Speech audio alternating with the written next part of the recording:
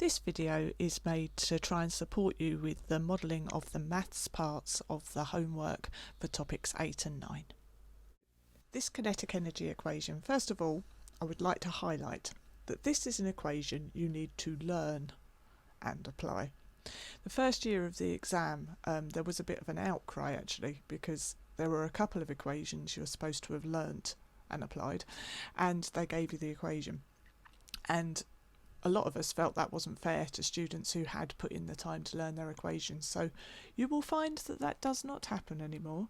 However, this question, you were given the kinetic energy equation half mv squared that you should be learning and applying.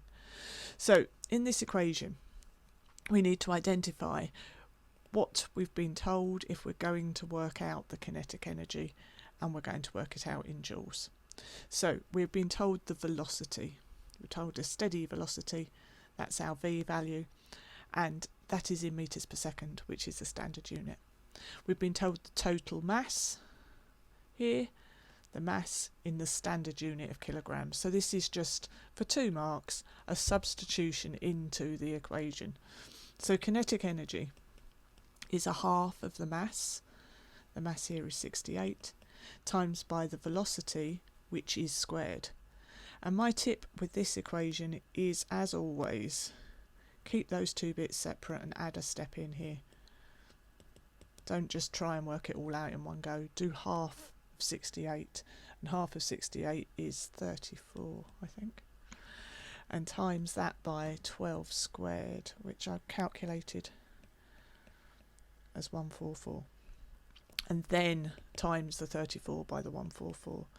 And you get your final answer, which is 4896 joules, or you could round that to 4900 joules would be a tidier answer, but that's all it is, just a tidier answer. I hope that helped. Okay, so this time we're being told the cyclist is starting to move, they're cycling again, and we're told that they are transferring energy or doing useful work. We're also told a distance here that they travel. So we know the energy transferred or the work done, and we know the distance. We're being asked to calculate the force, and that force needs to be in newtons, but the distance is in meters and the energy is in joules, so we're all in standard units already. The first thing we're going to need to do here then is recall the equation, because this is one of our learn and apply equations. So work done or energy transferred is equal to force times by distance. If we substitute in the values we know the 1600 is the joules of energy or work done, and we know that the distance travelled is 28 metres, but we don't yet know the force. So rearranging the equation, which you could use a triangle to do at this stage, either with the letters or with the numbers. So we could say F times D with E at the top, so that when we cover over E, we're being reminded to times together the force and the distance. In this case, it's the F we're covering over with our fingers, and we're being shown we need to do the energy transferred or work done divided by the distance. Or, as I say, you can just do it with the numbers. So to get 1600, we'd have F times 28, which means to find F we need to do 1600 divided by 28.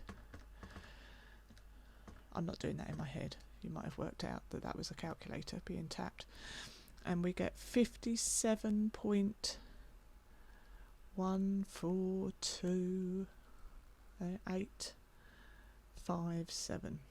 Now that's quite a messy answer, and I think I probably wouldn't ever bother writing all of those digits out.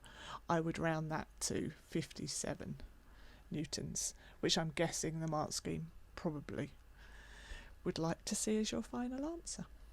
So the higher tier part D question has more calculations to do, because we're being asked here about the power in session 1 compared with the power in session 2. So you've got to start with recalling that power is the energy transferred divided by the time, or the work done divided by the time.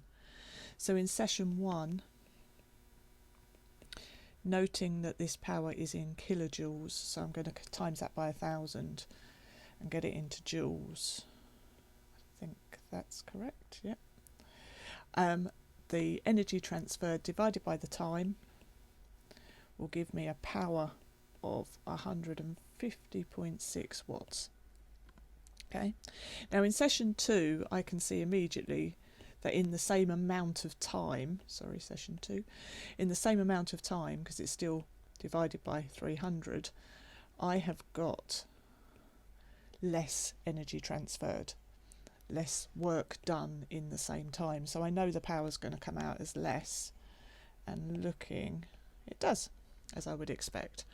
So comparing session 1 with session 2, there is more energy transferred in the same amount of time in session 1 compared with session 2. Therefore, the athlete is more powerful in session 1, and I would actually bother to work out the difference and tell you how much more powerful.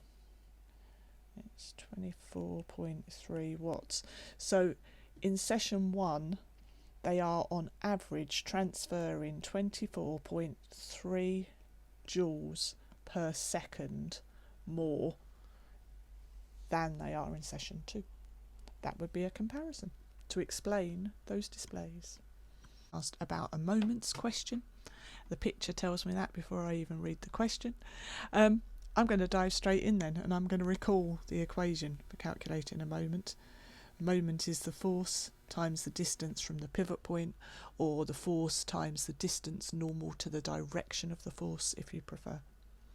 Let's have a look at the moment caused by the rock first. So we know that we've got a force, and that force has been given to us in newtons, so it's in standard units, and the distance from the pivot point is given to us also in standard units of meters.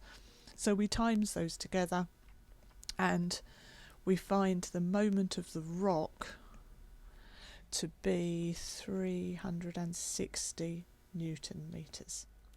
Now the person, she's also causing a moment too, so she's got a force in standard units of 600 newtons being applied half a metre away from the pivot point, so that will be 300 newton meters, which is the moment from the woman, which is not enough to even balance the moment from the rock. So the lady is not producing a moment big enough to move the rock. The moment from the rock is greater than the moment from the person. That's why she is failing at the moment to lift the rock.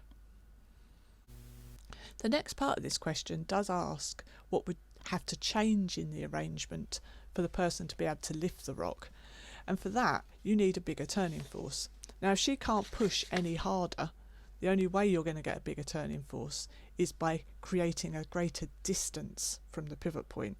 So if she moves herself further up that, metal bar, further away than 0.5 meters, she will then be able to lift the rock. If she moves herself a distance far enough back, we could calculate that distance.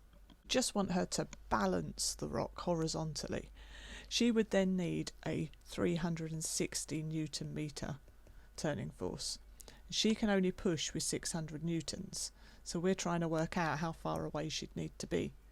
In this situation, we would do 360 divided by 600, which you could work out with a triangle if you needed to. And 360 divided by 600 gives us an answer of 0.6 meters. So if she moves herself more than 0.6 meters away, she will be able to lift the rock. In this question, we're talking about ratios of gears. So you're told the large gear has got 48 teeth, compared with the small gear that's got 12 teeth. So the ratio there is 4 to 1. That means that every time the large gear turns round once, the little gear will turn round 4 times.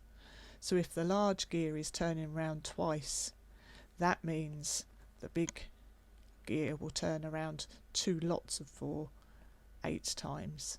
It will turn 8 times each second.